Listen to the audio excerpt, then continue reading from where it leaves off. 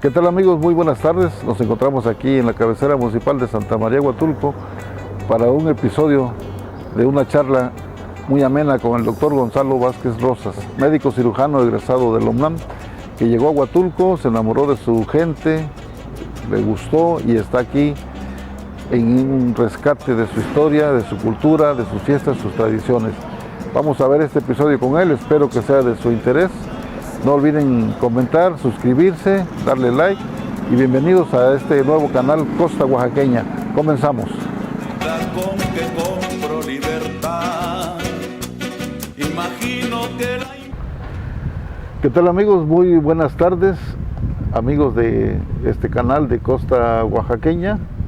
Estamos aquí en el municipio, en la cabecera municipal de Santa María Huatulco, la cuna de desarrollo turístico Bahías de Huatulco.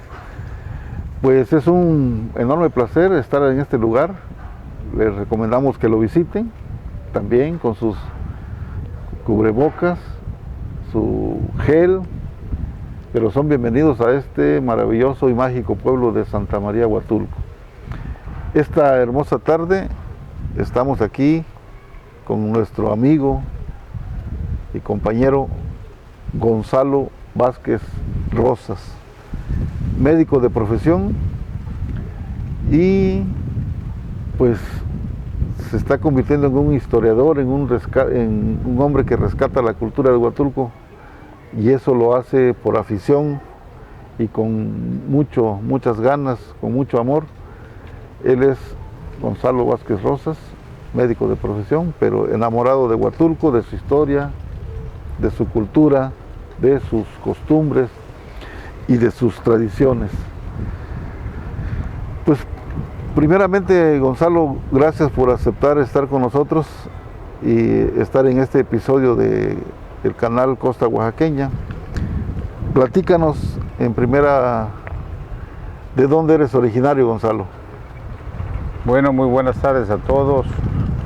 Primeramente, o antes que otra cosa, gracias por la entrevista, por darme la oportunidad de participar en este proyecto de ustedes. Y pues sí, yo llegué a Huatulco en 1983, un 5 de febrero justamente, pero soy originario de la comunidad de San Vicente Nuyú, de Pozcolula, Oaxaca, un pueblo metido en la sierra de la Mixteca, un pueblo prácticamente olvidado, bueno, ahorita ya no tanto, pero sí un pueblo prácticamente desolado actualmente porque la gente es muy poca, la mayoría de la gente joven se ha ido a la ciudad y algunos han regresado solamente para esperar el fin de la vida.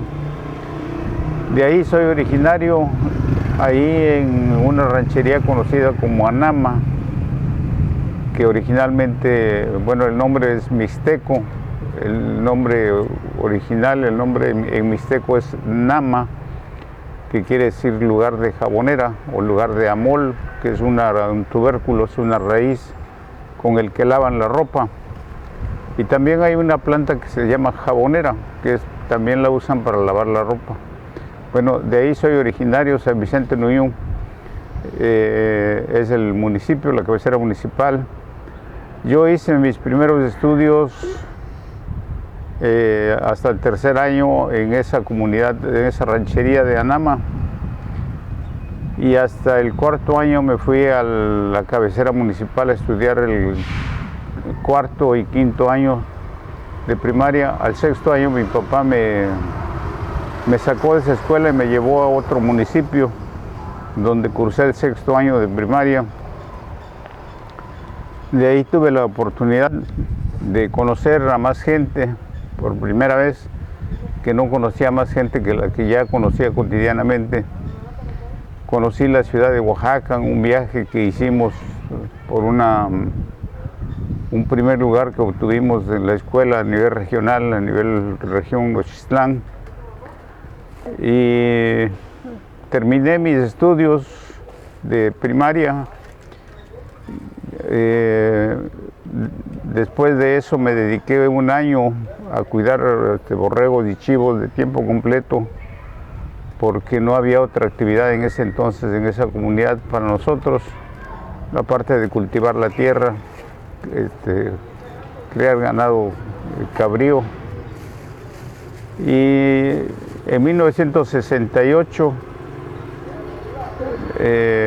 a instancias de un hermano que tengo que trabajaba para el Banco de México, me fui a la Ciudad de México con la intención de estudiar. Ahí estudié primero la carrera de electricista industrial, la terminé, trabajé un tiempo como electricista, quise estudiar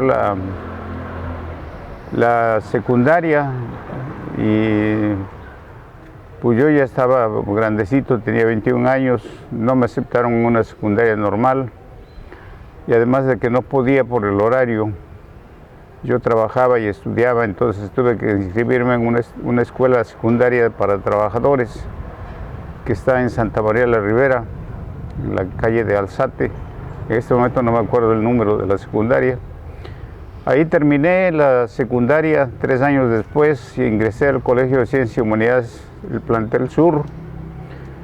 Y después de eso, ahí tuve una participación en un movimiento estudiantil que se hizo y por decisión de las autoridades universitarias, ese movimiento se declaró ilegal.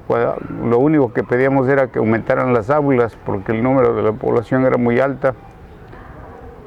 Y nos expulsaron a 5 alumnos del Colegio de Ciencias y Humanidades, uno por cada plantel, que en ese entonces el Colegio de Ciencias y Humanidades tenía 5 planteles. No sé si sigue siendo 5 o ya son más. Pero en ese entonces eran 5 y había un representante por cada uno de los planteles y a mí me tocó ser expulsado por parte del Colegio de Ciencias y Humanidades del Sur. ¿Fue el movimiento del 68? No. Antes. No, fue en 1974, por ahí. 74. 74, sí, el movimiento del 68. Yo llegué a México justamente en septiembre, de 1968.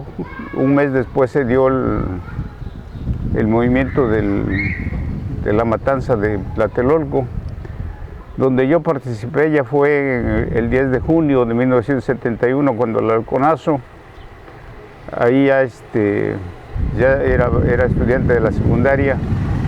Yo ya llevaba indicios de una ideología de esa naturaleza, entonces participé. Mi vida estuvo en bastante riesgo en ese entonces, pero finalmente la libré bien.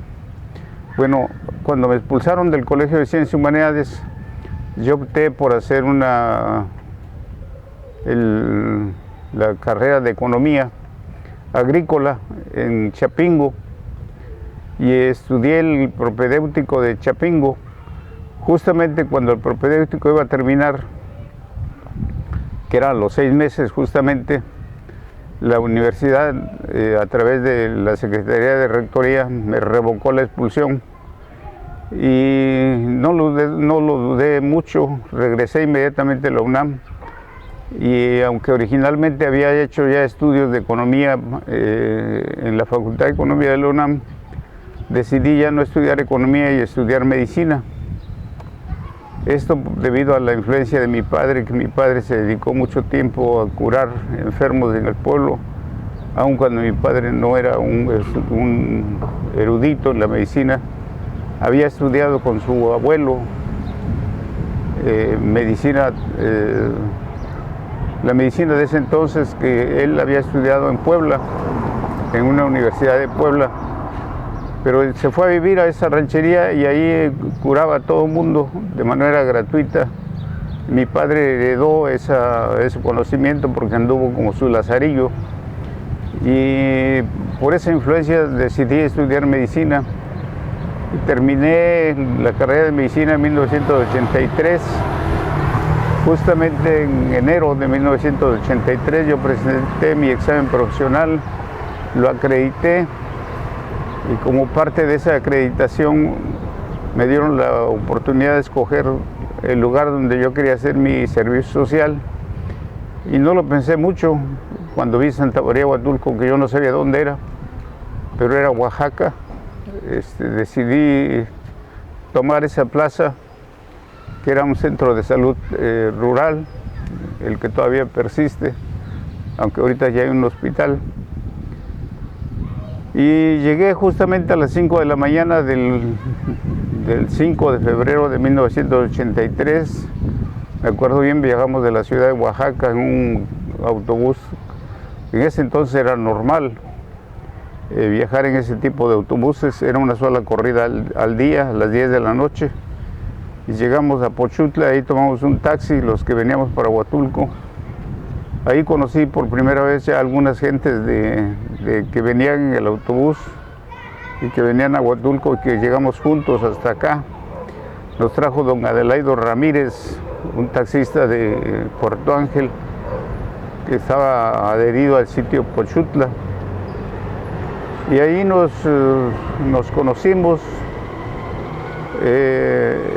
Ese día descansé un rato en el centro de salud, ya no pude descansar más porque la autoridad municipal fue a invitar al anterior médico pasante para que los acompañaran a una comida que tenían en Copalita. El médico saliente ya no quiso ir, dijo que no, que tenía mucho trabajo que hacer. Y entonces le pidió a la autoridad que me invitaran a mí. Y lo hicieron. No me pude negar, pues era la autoridad municipal. Así como estabas descansado.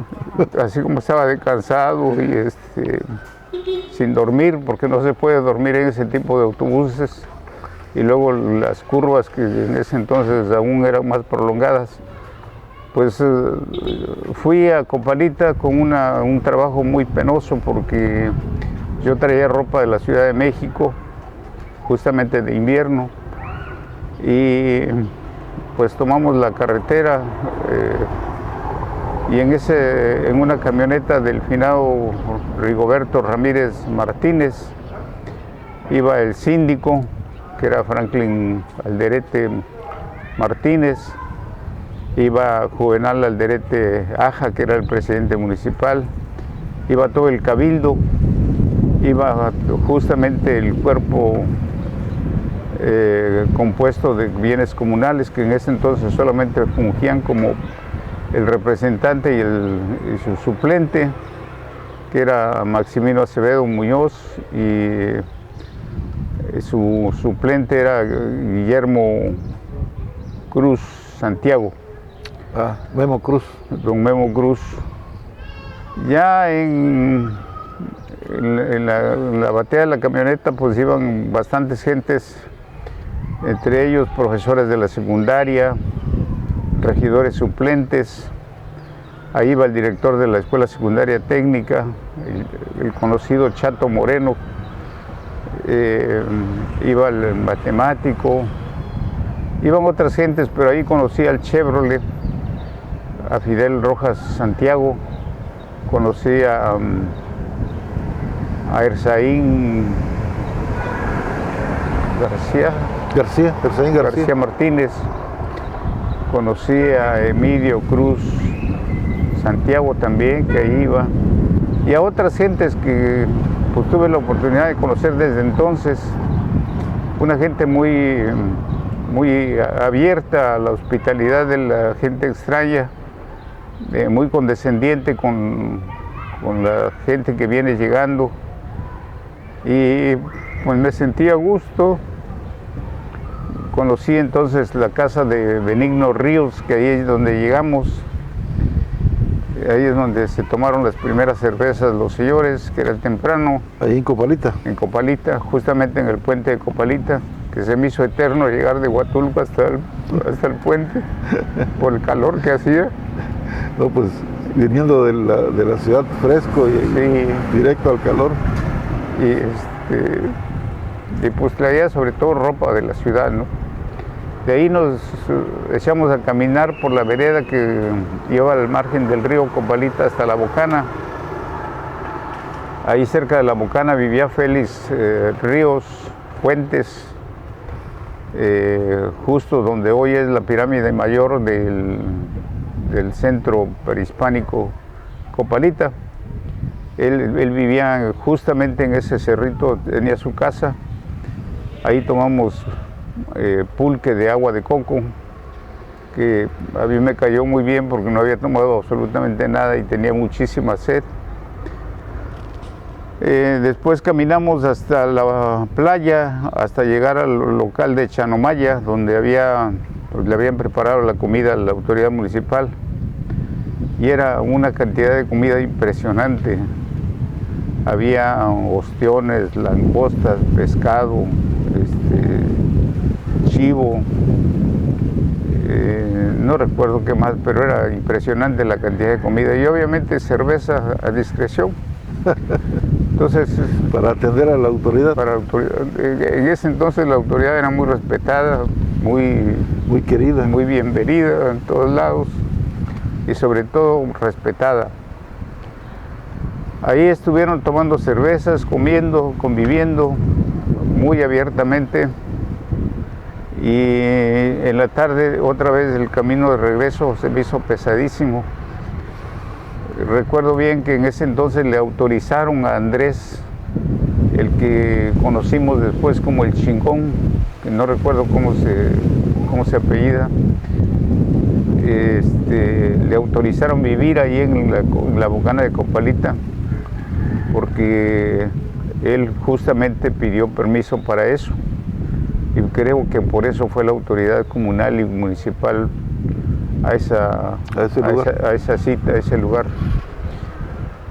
Y llegamos otra vez al puente de Copalita, donde estaba la camioneta, y ahí pues ya había más cervezas, porque Benigno ya se había preparado, había matado un chivo.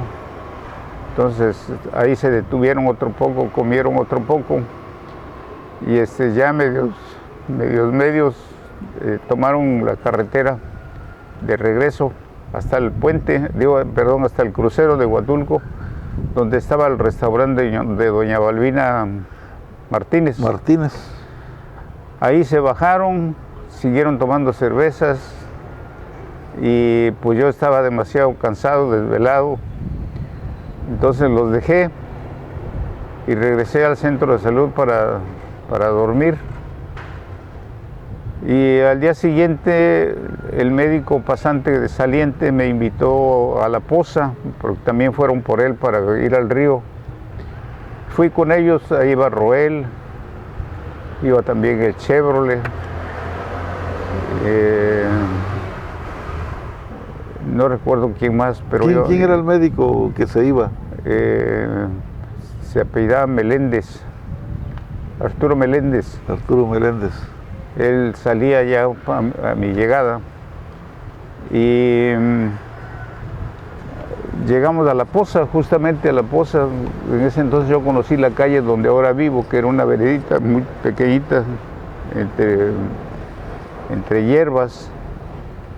Y ahí en La Poza ya había más gente, ahí estaba Daniel García Martínez y otras gentes que en este momento no recuerdo. Estaba Alex Alderete también, Martínez, estaban sus dos hijos, Alexis y Jomeni, que en ese entonces Jomeni estaba muy pequeñito. Y pues yo sin desayunar, sin tomar absolutamente nada, ya era muy tarde. Pero a insistencia mía regresamos, y al regresar, en lugar de ir a un restaurante o algún lugar donde comer, se metieron a la cantina de doña Vicky a tomar cervezas. ¿Y te jalaron? Y bueno, yo entré, estuve ahí un rato, pero no había de comer, entonces yo lo que necesitaba era de comer. Y salí de ahí, conocí el restaurante de la señora Albia. O sea que ni siquiera te habías ubicado dónde ibas a comer. No, nada. ¿Dónde? Porque en ese tiempo no había muchos servicios. No, y Pero la bienvenida estuvo bien, ¿no? Sí, estuvo excelente. Maravillosamente bien. ¿Conociste la hospitalidad de la gente? Sobre todo las autoridades. Y las autoridades. Sí, y luego las autoridades comunales también, a los maestros. Y ahí conocí a la señora Albia, que me ofreció de entrada. Le dije que quiero de almorzar, ¿qué tiene? Y me dijo, tenemos iguana. Y dijo, no, pues no. Nunca lo habías comido. ¿Qué hago? ¿Qué hago? Y entonces pedí unos huevos. Porque no. Y eso que todavía no sabías, que el que come iguana no se va de Huatulco. Pues sí, pero no la comí en ese entonces. Y no solamente la comí, sino también la iba a cazar. ¿Ah, sí? También iba a cazar iguanas para comer. Pero pues ya llegué al centro de salud, era domingo, justamente porque el día anterior había sido sábado. Entonces era domingo, pero estaba la enfermera, doña Elsa Rodríguez, que era una enfermera ya de muchos años en ese centro de salud, y que lo conocía pues toda la gente, todo el pueblo conocía a la señora. Entonces me presenté, ya platicamos, y el día siguiente tenía que ir a Puerto Escondido, porque el curso que no nos dieron en Oaxaca de administrar el centro de salud nos lo iban a dar en Puerto Escondido.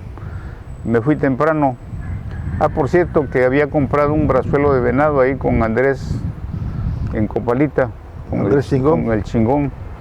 Había comprado un brazuelo de venado asado, que me había costado 2 pesos en ese entonces. 2 pesos. 2 pesos. Ah. Y pues todo el camino me la eché cargando mi brazuelo de venado. Y entonces ese brazuelo de venado yo lo empaqué para ir a Puerto Escondido para comerlo en la reunión. Pero resulta que reunión no hubo porque tampoco llegaron los capacitadores.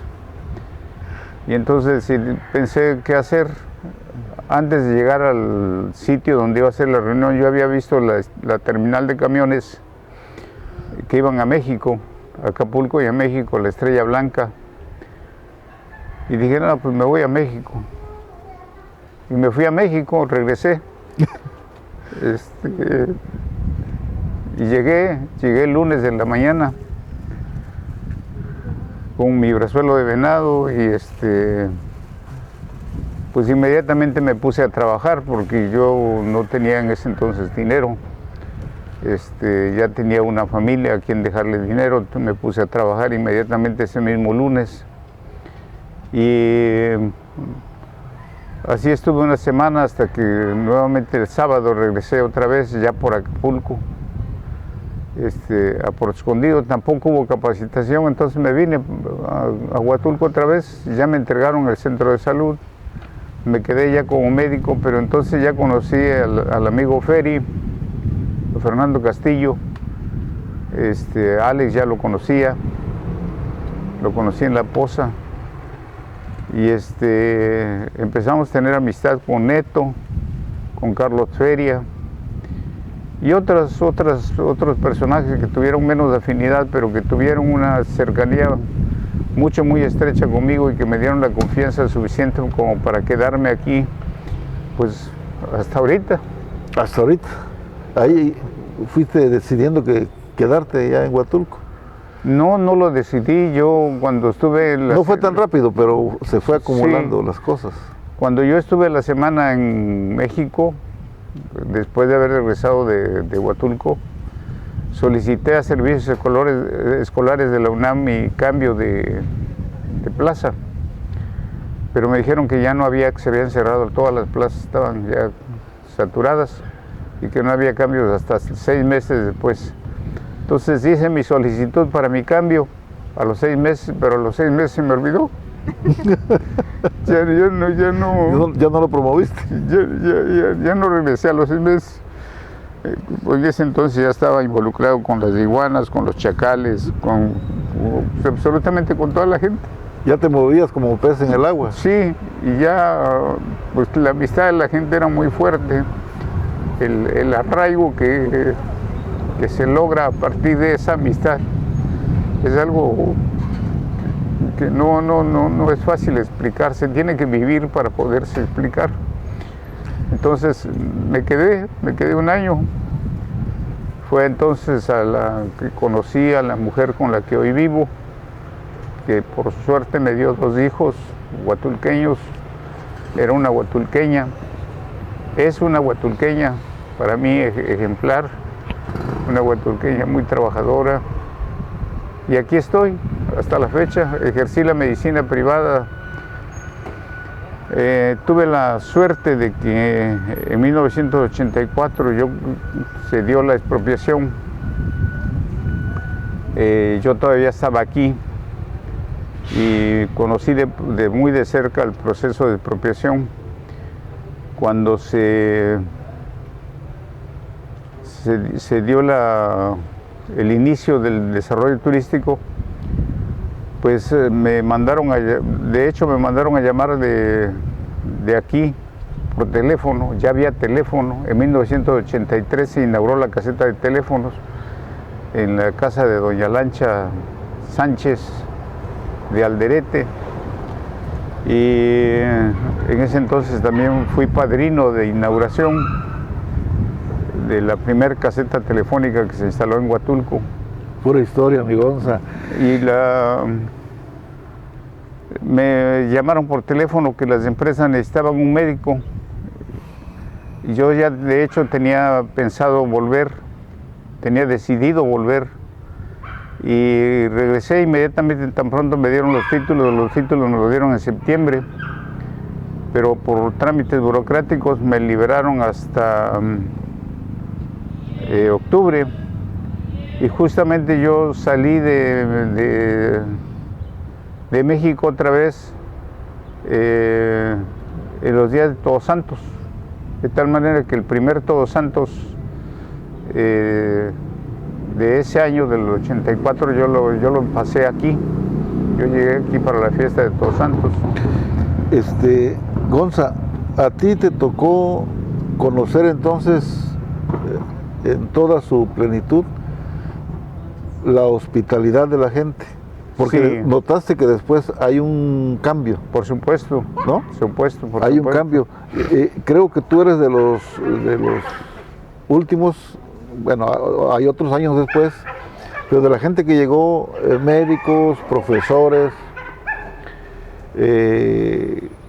los párrocos, toda la gente que llegó, más en el caso de los maestros y los médicos, toda la gente que llegó antes del 85, 86 todavía, sí, notó le tocó vivir esa hospitalidad genuina que había. Sí. Y que con el tiempo, con el crecimiento, ha cambiado un poco, ¿no? Yo diría que mucho. Yo diría que ha cambiado diametralmente porque si bien es cierto que la hospitalidad era al 100%, un poco más, porque en ese entonces todavía ibas a una casa a visitar a un enfermo y te regalaban una taza de café, de agua, te regalaban lo que tuvieran, tamales, había que comer, de comer. Y a partir de 1984, cuando yo regresé en noviembre, ya había un borullo de gente aquí, de gente que había llegado de distintas partes del país, pero básicamente del Istmo, que vinieron la mayoría de los peones a trabajar en el desarrollo turístico. Y la mayoría de la gente que llegó pues prácticamente contratados, llegaron con una plaza ya por las empresas. Bueno, Gonzalo, seguimos platicando y me gustaría que nos dijeras ¿cuándo nació en ti el interés por la historia de Huatulco, su gente, sus costumbres, que te pusiste a rescatar esas historias, esas leyendas? Bueno, eso es algo muy interesante de escribirlo, porque yo tuve una experiencia tal vez única, tal vez no única, pero sí que la supe aprovechar, la supe capitalizar. En 1983, justamente cuando conocí al presidente municipal, al síndico, conocí a Emilio como regidor, a Francisco Cruz Martínez, Pancho Cruz, como regidor también, al Chevrolet y a otros que eran en ese entonces regidores, debido a la confianza que me dieron y a la que me agarré un poco. Tuve la suerte de entrar al Palacio Municipal como si fuera mi casa. Yo llegaba a la hora que fuera y empezaba a hurgar en documentos que tenían ahí sin que me lo prohibieran, sin que nadie me dijera nada. Y te fue interesando mucho. Y ahí me encontré sobre un archivero metálico, de esos comunes que hay, de 3 cajones, y encima había una pila de papeles que se veían muy antiguos, muy viejos, parecían periódicos pues ya muy antiguos, y los empecé a hojear. Nunca entendí absolutamente nada de lo que decía porque era un español muy antiguo. Sabía que estaba en español, pero no sabía de qué se trataba. Hasta que, y por cierto, esos documentos yo los tuve 2 documentos que son los títulos primordiales, porque me llamaron la atención los dibujos, las pinturas que ahí venían, el águila bicéfala, la Virgen de Guadalupe, de la Inmaculada Concepción, y hablaban de Hernán Cortés, eso sí lo entendí. Entonces me interesó muchísimo esos documentos, eran muchos documentos, eran muchísimos de esos documentos, de tal manera que como no entendía nada del español, pues no me interesaron mucho, nada más me interesaron los que tenían dibujos, y ahora sí que me interesaron los monitos nada más. Y ya los tuve ahí, pero tuve poco tiempo de revisarlos. Y en 1986, cuando yo regresé, ya estaban los trabajos de demolición en 1984, ya había movimientos para demoler el Palacio Municipal, porque ya habían autorizado para ese entonces construir un nuevo Palacio Municipal junto con la Casa Comunal, para que no haya dudas de que dicen que el Palacio Municipal es estrictamente municipal y que la Casa Comunal no debería de estar ahí. La Casa Comunal se hizo como parte fundamental y el Palacio Municipal era parte secundaria. Y fue bienes comunales a partir del FIFONAVE que pagó todos los gastos de la construcción del Palacio Municipal, que fueron allá un poquito más de 100 millones de pesos, bueno, bastante más de 100 millones de pesos, pero eso es otra historia.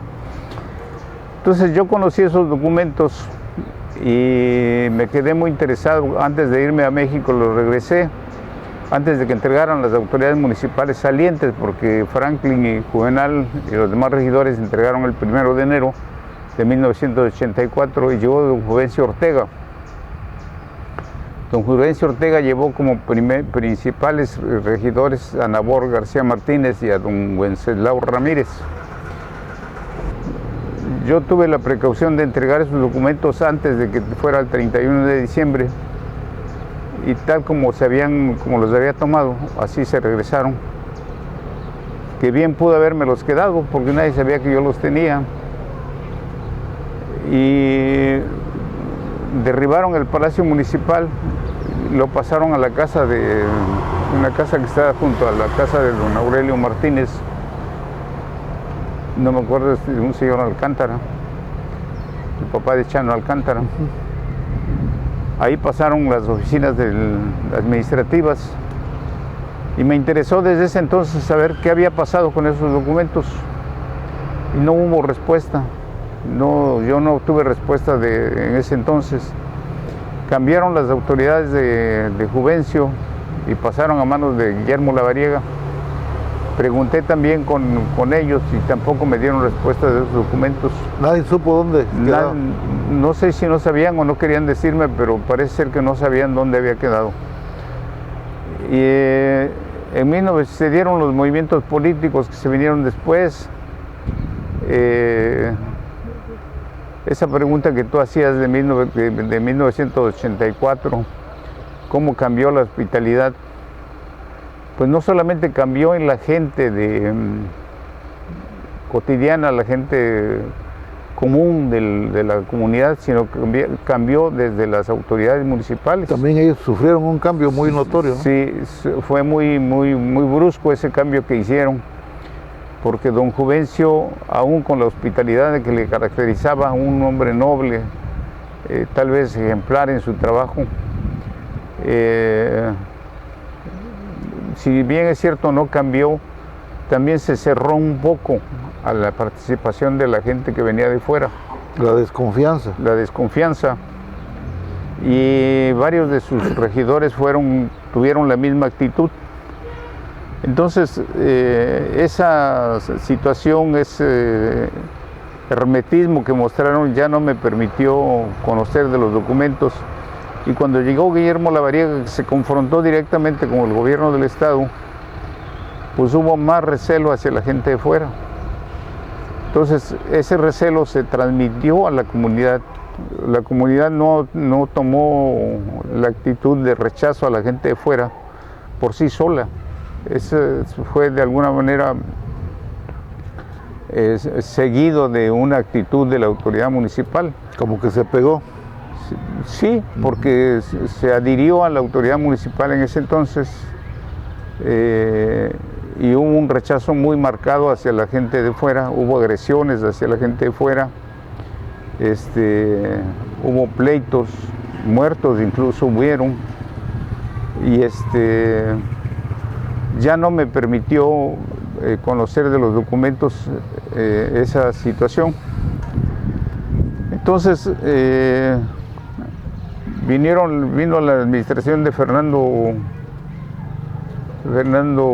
Franco Luna, y fue la misma actitud, aunque Fernando Franco Luna cambió un poco su estrategia y fue muy amigable con la gente de extranjero o de fuera, perdón, pero con la gente del gobierno, no con la gente de la comunidad, aunque tuvo mucho acercamiento con la gente de la comunidad por los apoyos que daba. No fue la misma actitud de las autoridades anteriores. Sería cuestión de analizar muy metódicamente esta situación, porque no lo he pensado, no lo he meditado detenidamente, pero sí vale la pena tomarlo en consideración para un análisis más serio. Y volviendo a los documentos, pasó la administración del amigo Pepín. En esa administración trajeron como director de turismo al maestro Ramón Valdiosera, y tuvo la curiosidad de hurgar entre los documentos y encontrar los títulos primordiales y otros documentos de la época colonial, y tuvieron la decisión de exponerlos en la ciudad de Oaxaca, en la Casa de la Cultura, y ahí el INAH dijo que esos documentos deberían preservarse en el INAH para su resguardo, su rescate y su curación. Entonces puso una condición de que esos documentos no regresarían hasta que Huatulco tuviera un museo que contara con las condiciones de seguridad y su preservación. Entonces, en 1990 fueron 16 documentos que se quedaron en Oaxaca, que están en Oaxaca todavía. En 1996 se da el cambio de gobierno y llega Alfonso Carrasco Gómez, un hombre seco, testarudo, en ciertos momentos arrogante, pero en la mayoría de las veces muy accesible.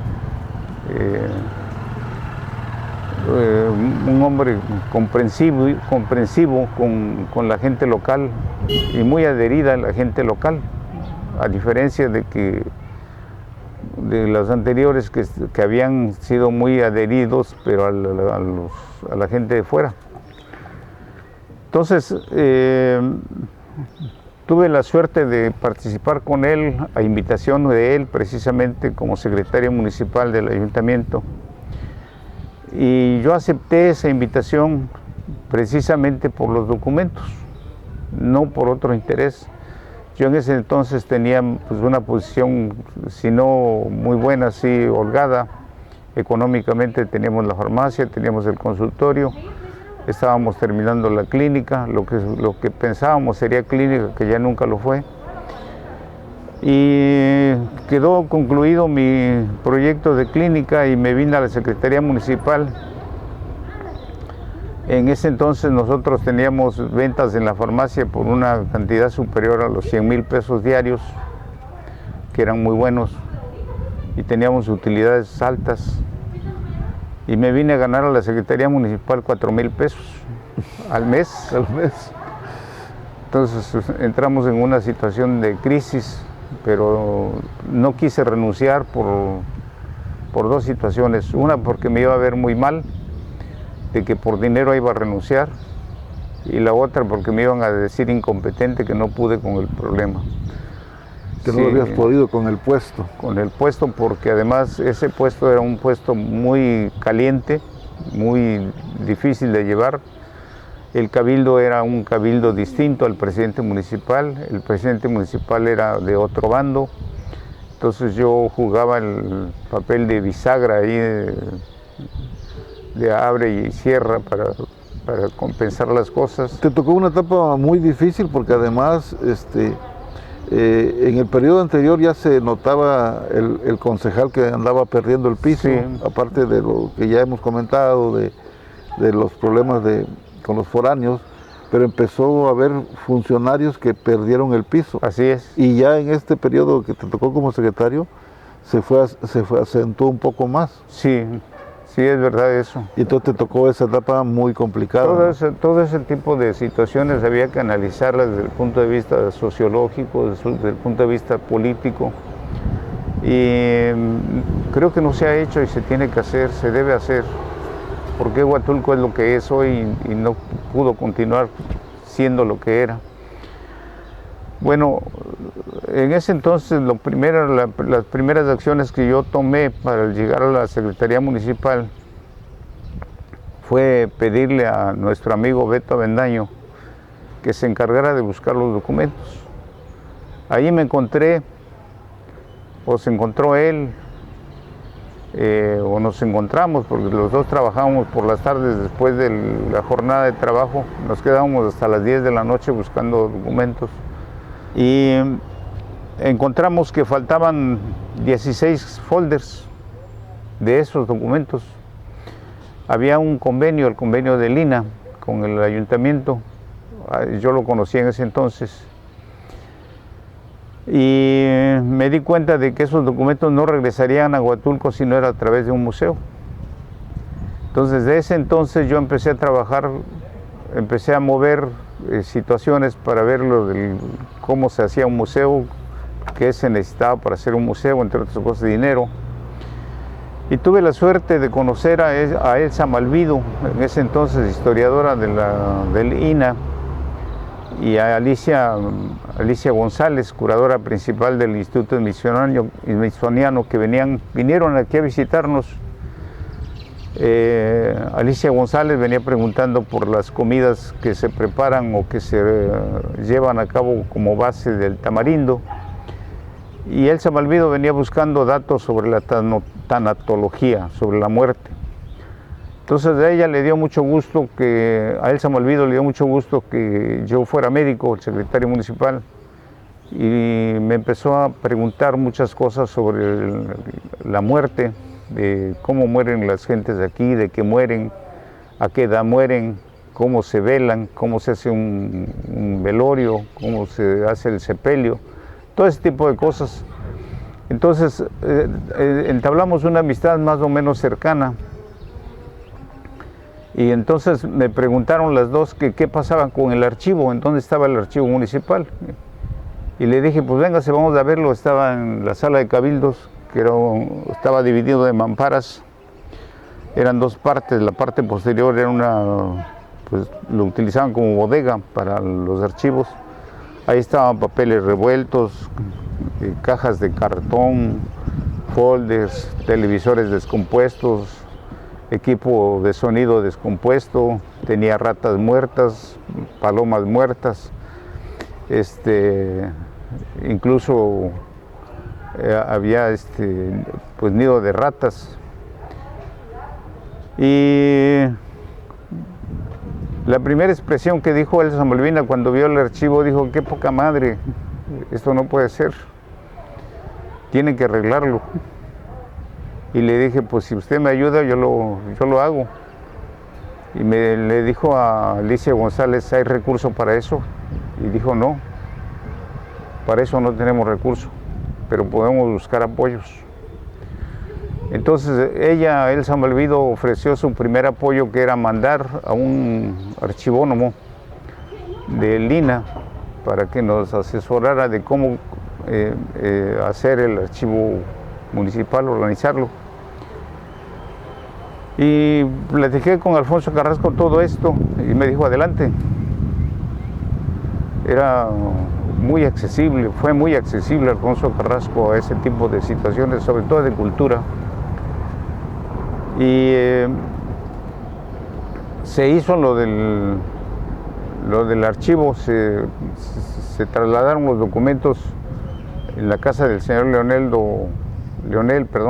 Cervantes, que en ese entonces estaba rentado por el ayuntamiento.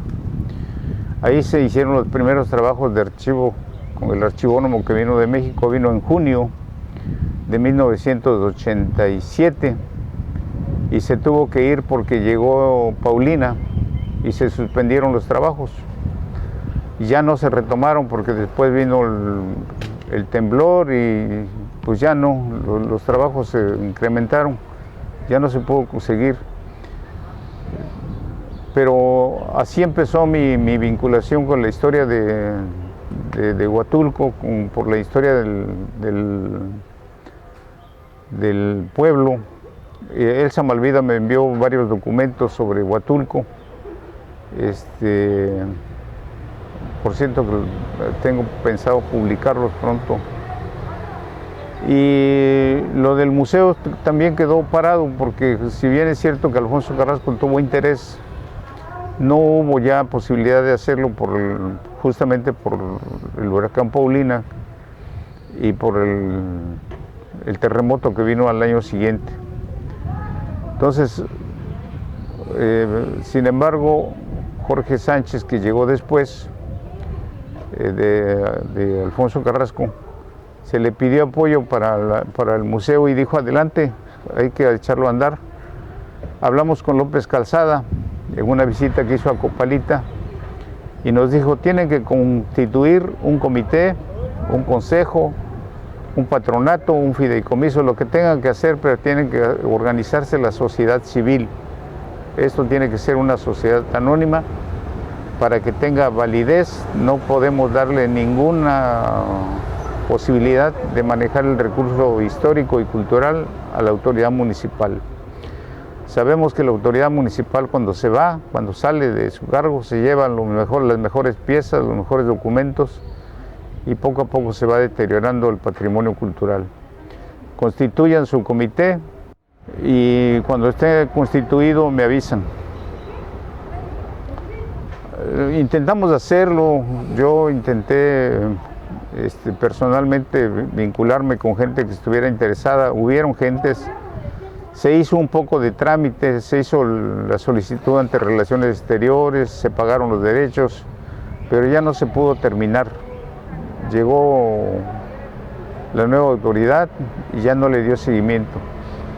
Por el contrario, a instancias de Salvador López Toledo, se volvió a iniciar los trámites para instaurar un museo comunitario. Así era el proyecto, un museo comunitario. Y trajeron para ese entonces, la autoridad municipal trajo para ese entonces a Cuauhtémoc Camarena y a su esposa para asesorarnos. Ese grupo estaba constituido por doña Leodegaria, estaba constituido por Félix Ramírez, por Evaristo, por Francisco Cruz Martínez, estaba don Filemón Arango, Juvenal Fuentes, que no participó en la formación del comité, pero sí participó en la fundación del comité. Y en agosto del 2002 se constituyó el Consejo Histórico, hoy conocido como Consejo Histórico. En el año 2002, en diciembre, nos invitaron a Nueva York a la inauguración justamente de una exposición que había hecho Alicia Martínez. Para ese entonces ya había trabajado la zona, que se quedó trabajando desde que llegó a Huatulco, cuando nos conocimos de 1996. Y nos invitaron a hacer un curso de museografía en Nueva York y en Washington. Y fuimos 5 compañeros del Consejo Histórico. Y ahí nació, pues cambió el proyecto un poco porque pues ya no nació o ya no continuó el interés del del museo comunitario, sino cambió un poco el concepto y se hizo un centro cultural, el que hoy conocemos como Centro Cultural Huatulco, en donde va a albergar el museo. Bueno, Gonza, eso es parte de lo que las nuevas generaciones, al escuchar esto, van a conocer. Y como todo en la vida, hay cosas que el hombre, la mujer va haciendo, va dejando huella, pero no se enteran mucho de los detalles pequeños, ¿no? Sí. Entonces, yo te he conocido desde que llegaste como médico, como amigo, participamos juntos en algunas cosas culturales, deportivas, y somos de los que siempre estuvimos pendientes de lo que hacías. Sí.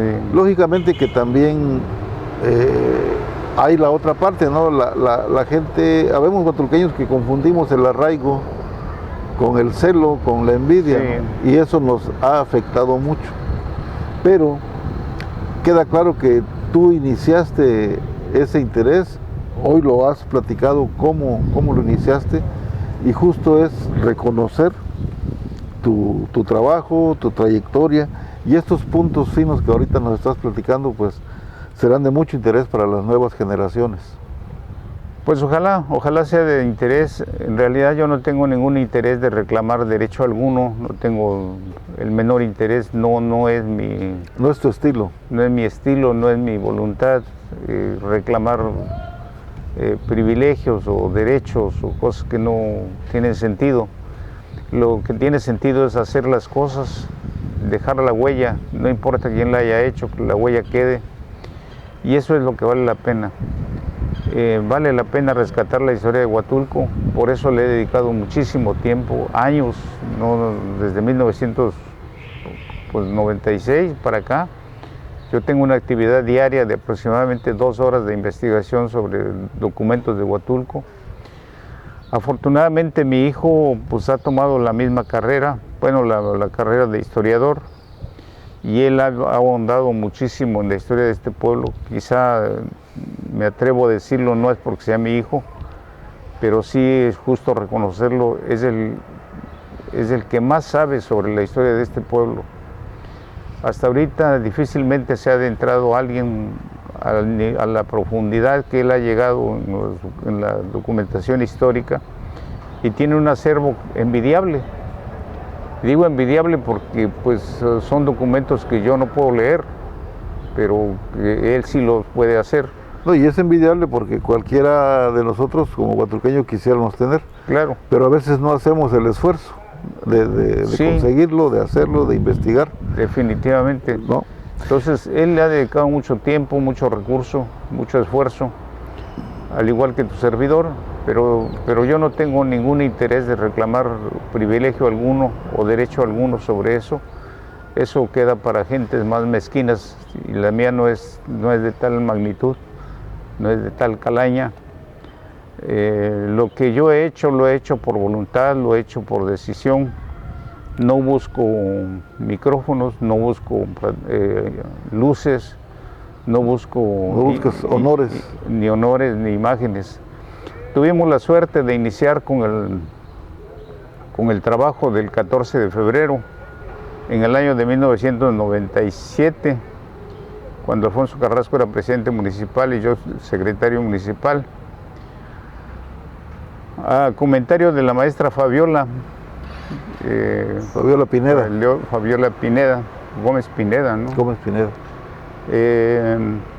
Que por qué no hacíamos algo distinto el 14 de febrero, en lugar del Día del Amor y la Amistad, que conmemoráramos la memoria de la muerte de Vicente Guerrero.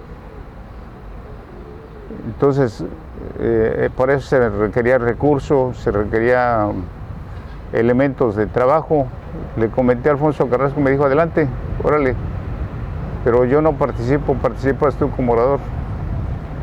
Y así lo hicimos. Yo tuve la suerte de ser el primer orador del 14 de febrero, del primer aniversario que se celebró.